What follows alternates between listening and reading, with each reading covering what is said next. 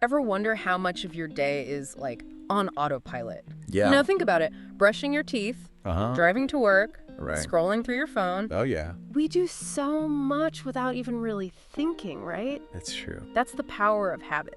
It really is. And it's running more of our lives than I think we realize. Yeah, way more.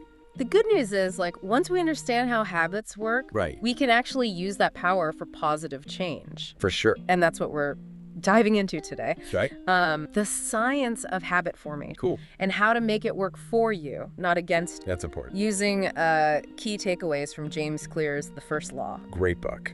We're going to unpack some seriously cool stuff. I love it. Like, can you actually predict a heart attack just by looking at someone's face? That sounds impossible, almost. Why do Japanese train conductors point and shout at seemingly random things? Yeah, like what is that all about?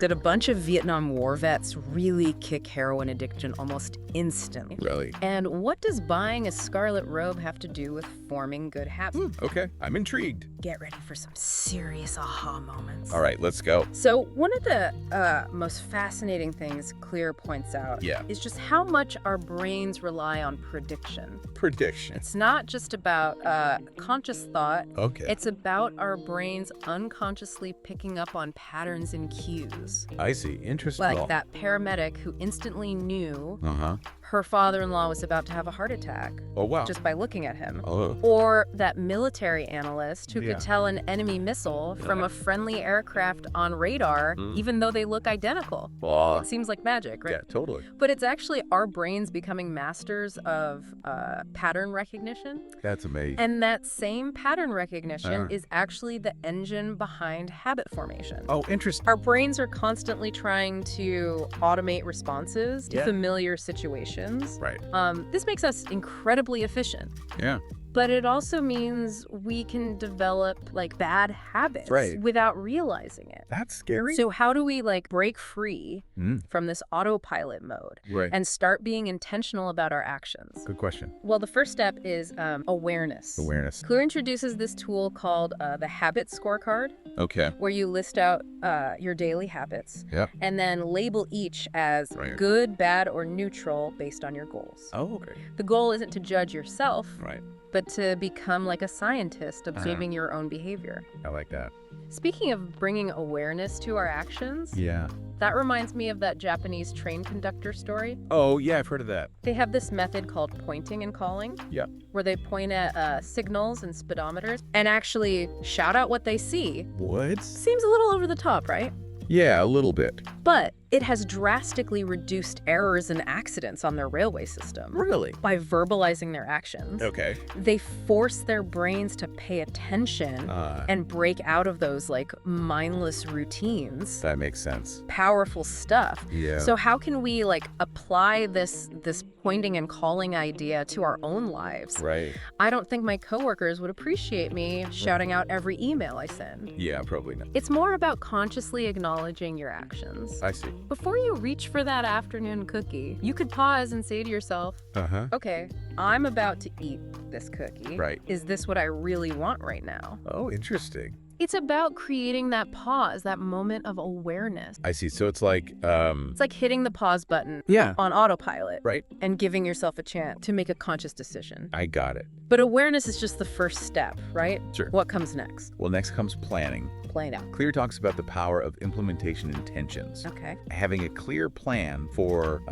when and where you'll perform a new habit. Okay. It's not enough to just say, I should meditate more. Yeah. Instead, you need to get specific. Specific, like how? Like, I will meditate for 10 minutes at 8 p.m. in my bedroom. Oh, that's interesting. He actually backs this up with research on exercise habits. Okay. The group that made specific plan, like I will exercise for 30 minutes on Monday at 7 a.m. at the gym, was twice as likely to exercise consistently Wow, that's impressive. compared to those who just tracked their workouts or got motivational talks. Oh, Oh, wow. That's pretty compelling. Yeah, totally. Clarity beats vague motivation every time. Every time. When and where are the key ingredients that turn intention into action? That's such a good point. It really is. It's like making a restaurant reservation. Oh, yeah. You're way more likely to show up Right. than if you just vaguely think, I should try that place sometime. Exactly. But sometimes even with a plan, I struggle to, follow through. Sure. Where does motivation come in? Well, motivation can be unreliable, Yeah. but what is reliable are our existing routines. Okay, routines. This is where habit stacking comes in. Habit stacking. It's about linking a new habit Okay. to an existing one. Right. So you have a built-in trigger. Trigger. Okay. Remember that story about Dennis Diderot and the scarlet robe? Oh, yeah. After he got that fancy new robe, Yeah. he suddenly felt the need Uh-huh. to upgrade everything else in his life to match it. I remember. Diderot effect. The Diderot effect, that's right. One purchase leading to a cascade of others. Yeah. Oh, man, I know that one. This effect shows how our brains like consistency. Consistency. And we can actually leverage that with habit stacking. Oh, cool. Instead of falling into a spiral of unnecessary spending, Yeah. we can use this tendency to our advantage To our advantage, how? by saying, after current habit, I will new habit. Oh, okay. So if I want to start flossing regularly, Yeah. instead of relying on willpower, Right. I could say, after I brush my teeth, I will floss. Uh-huh. I'm Yeah. using the momentum Uh-huh. of an existing routine Right. to trigger the new behavior. I see. Very cool. Exactly. It's simple, but incredibly powerful. It really is. And as you practice, Yeah, that new behavior becomes more automatic. Right. Just like brushing your teeth. exactly. But here's another fascinating piece of the puzzle. Okay. Our environment Our environment. has a huge impact on our habits. Oh, yeah. You mean like how supermarkets place the most expensive brands at eye level? Exactly. That's a perfect example of choice architecture. Choice architecture. The idea that our surroundings are constantly nudging us towards certain action, often without us even realizing it. Sneaky. Clear highlights this with that study about the hospital cafeteria, Okay. where they rearranged the drinks Mhm.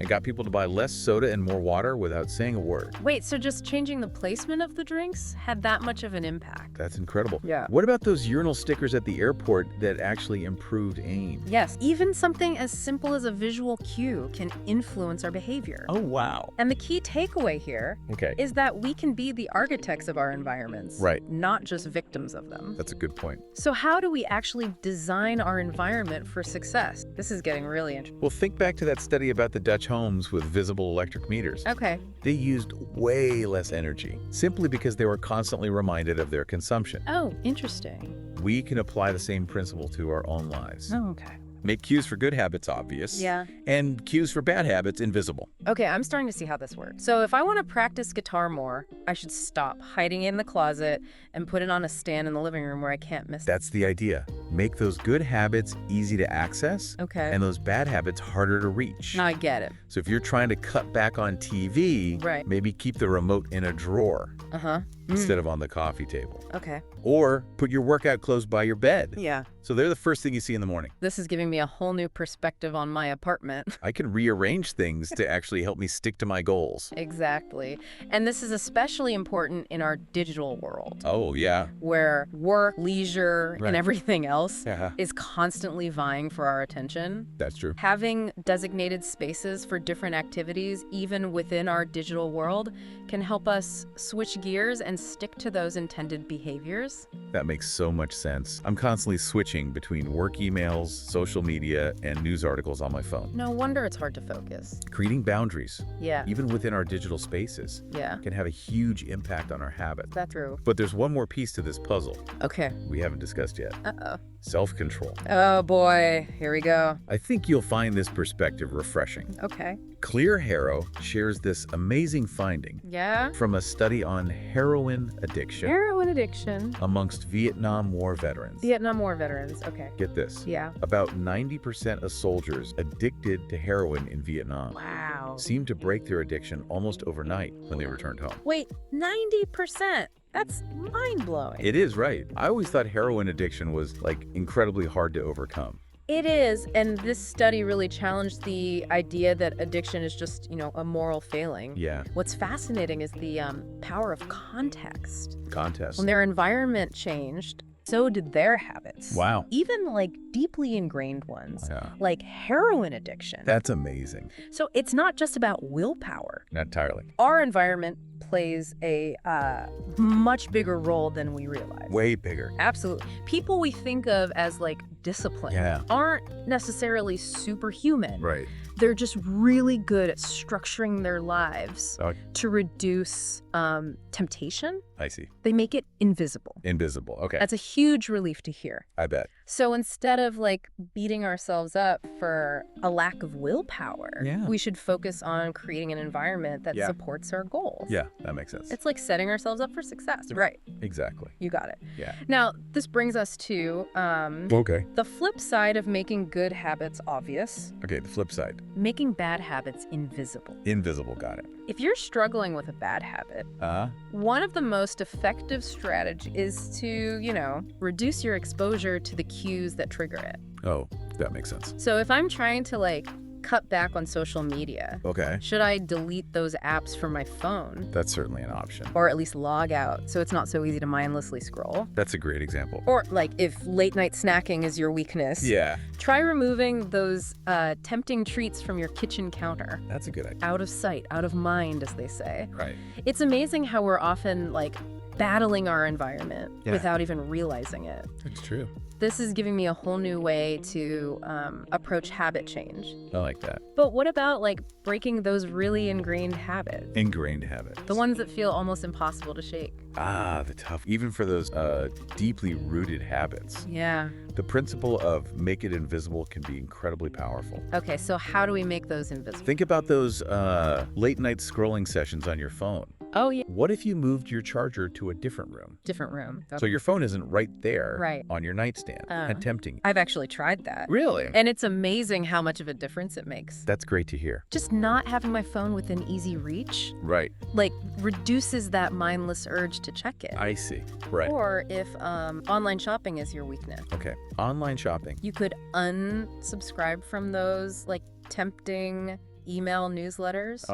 Or remove your saved credit card information That's a smart move. from those websites. Definitely makes it harder. It's all about making those bad habits less convenient, less accessible, less obvious. I like it. Like putting obstacles in the way. Exactly. You're essentially increasing the friction between yourself and those undesirable behaviors. That makes sense. When those actions require more effort, Yeah. we're less likely to do them. Right. Especially when our willpower is low. Especially. And speaking of willpower, Yes, willpower. it's important to remember Okay. that it's a limited resource. Oh, tell me about it. It feels like I use up all my willpower. Right. Just getting out of bed some mornings. Well, Clear actually points out that self-control is a finite resource. Finite resource. We can only resist temptation so long before we cave. We all have our breaking point. Remember the example he gives about the therapist? Oh, yeah. Patty Allwell. Caddy Allwell, that's right. She quit smoking for years, Wow. but then suddenly craved a cigarette What? when she went horseback riding. Horseback riding, okay. Something she used to do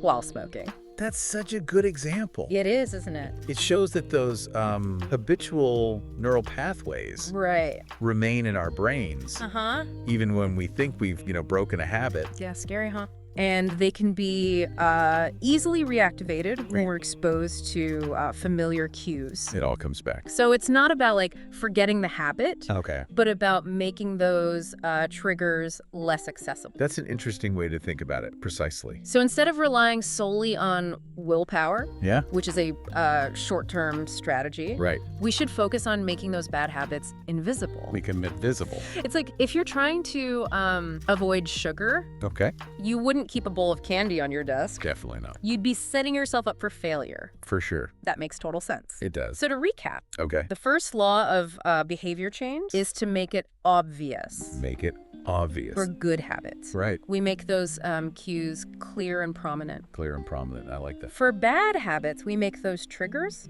invisible and less accessible. Invisible and less accessible. Okay. And the beauty is that even small changes in our environment can have a ripple effect on our behavior. That's powerful. You got it. It's not about overhauling your entire life overnight, but about making small tweaks that nudge you in the right direction. I agree. And as those small changes things become habits, Yeah. they create a foundation Right. for bigger positive transformation. This is so empowering. It really is. It feels like I actually have like control Yeah. over my habits instead of them controlling me. That's exactly the point. By understanding these principles, Yep. we can like take charge of our habits Right. and ultimately our lives. But making a habit obvious or invisible is only part of the equation. Okay, so what's the next step? The next step is to understand how to make those good habits stick. What else can we do to solidify those positive changes? We need to make them more attractive. Make them attractive. Yes, that's the second law of behavior change. It feels like there's still a piece missing. Okay, make it attractive. It's all about understanding what really motivates us. Okay. And that brings us to the second law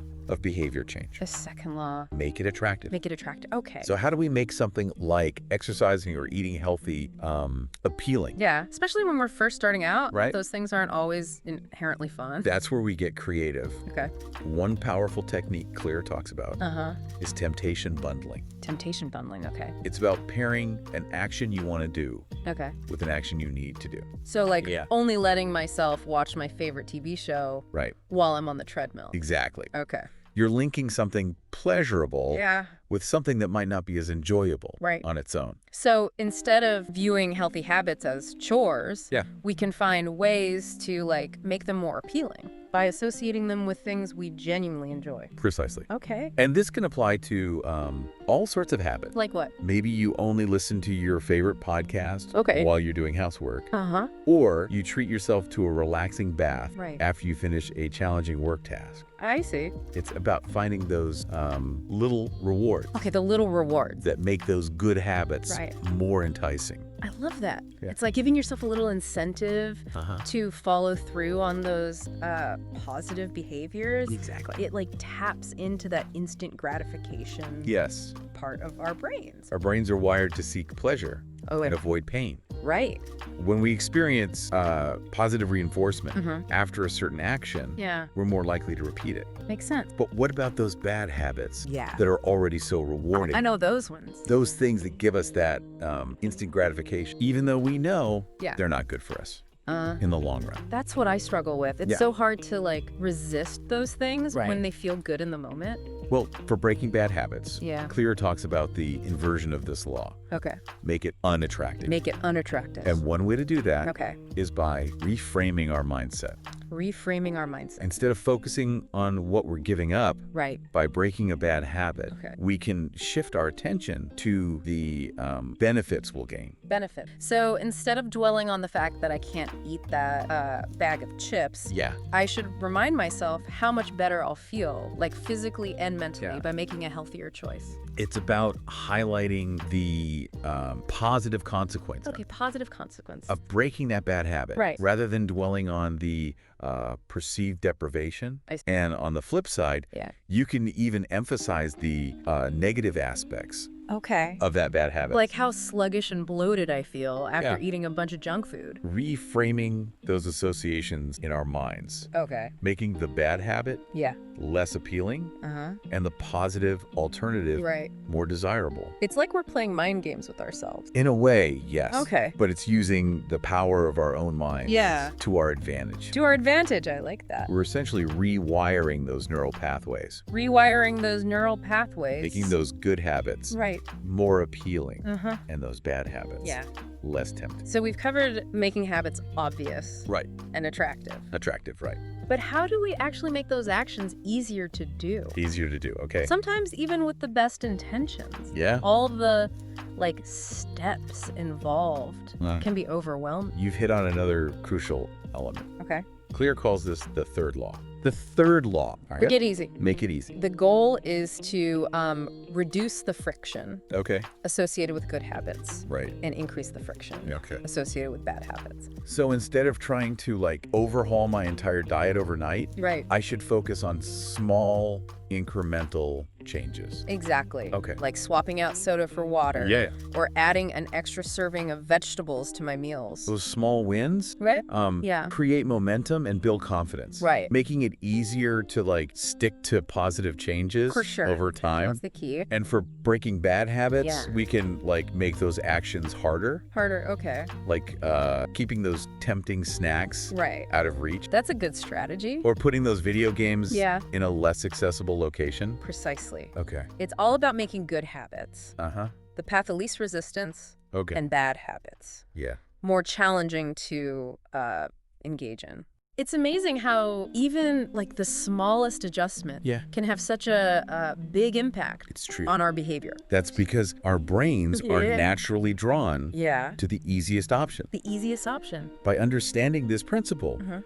we can design our environment Right. and routines Yeah. Right. to make healthy choices. Yeah. The default. This is giving me so much hope. I'm glad to hear that. It feels like positive changes Yeah. are actually within reach. That's the beauty of understanding Right. these laws of behavior change. The laws of behavior change. It's not about being perfect Yeah. or having like superhuman willpower. Right. It's about working with our natural tendencies Our natural tendencies. Okay. to create a life Yeah. where good habits flourish. This deep dive has been so insightful. It has been great. We've learned so much. Yeah, we really have. From the power of awareness and planning to the importance of making good habits Right. attractive and easy, Attractive and easy. and bad habits unattractive and difficult. It's a holistic approach It is. to habit change. Yeah. That considers our internal motivations Right. and our external environment. Before we wrap up, Okay. I want to leave our listeners with one final thought. One final thought. If our environments are so influential Uh-huh. in shaping our habits, Right. what's one small change One small change. you can make today Today. to nudge yourself Yes. towards a desired habit? I love that question. Whether it's rearranging your desk, Okay. setting out your workout clothes, Uh-huh. or unsubscribing from those tempting emails, Right. remember that even the smallest adjustments Right. can have a big impact on your behavior. That's a good one to end on. And if you're interested in learning more Yeah. about building good habits Right. and breaking bad ones, I highly recommend checking out The First Law Great book. by James Clear. It is. It's packed with practical strategies and inspiring stories. I agree. Until next time, Yes. keep diving deep. Dive deep. And remember, change is possible, It is. one habit at a time. If you found value in this episode, make sure to subscribe to the podcast so you never miss an episode. Also, if you're ready to start your 1% journey with us, hit the like button, share this podcast with a friend who could use some motivation, and leave a review. It really helps us grow and reach more people. Thanks for listening, and until next time, keep making those small improvements that lead to big results.